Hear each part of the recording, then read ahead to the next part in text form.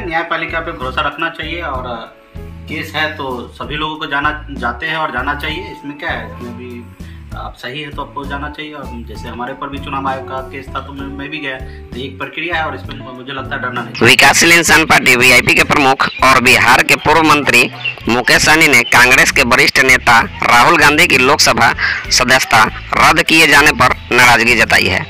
उन्होंने कहा कि यह मामला इतना बड़ा नहीं था। उन्होंने कहा कि आनन फानन में सदस्यता रद्द करने की जरूरत नहीं थी। श्री सहनी ने कहा कि मैं न्यायपालिका के फैसले पर उंगली नहीं उठा रहा हूं। मैं शुरू से न्यायपालिका का सम्मान किया है और आगे भी करता रहूंगा। उन्होंने कहा कि जहां तक यह फैसला है उससे देश के अधिकांश लोग असहमत जता रहे हैं, उनमें से एक मैं भी हूं।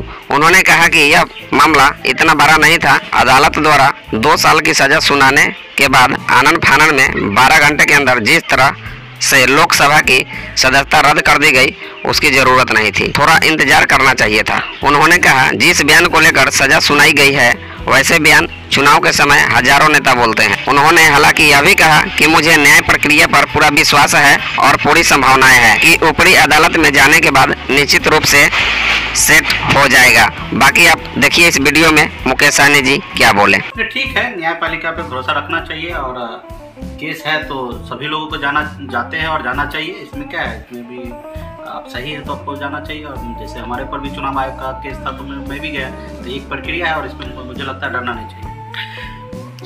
राहुल गांधी की सदस्यता चली गई, कोर्ट ने 2 साल की सजा सुनाई, उसके बाद उनकी सदस्यता चली गई। चारों तरफ हाहाकार मचा हुआ, कहा जा रहा है कि विपक्ष को आज़ादी छीन ली गई है। एक तरह से अघोषित ये इमरजेंसी है। निश्चित तौर पे देखिए, न्यायपालिका पे हम उंगली नहीं उठाते हैं और उनको हम हमेशा सम्मान करते आए हैं और आगे भी भविष्य में करते रहेंगे।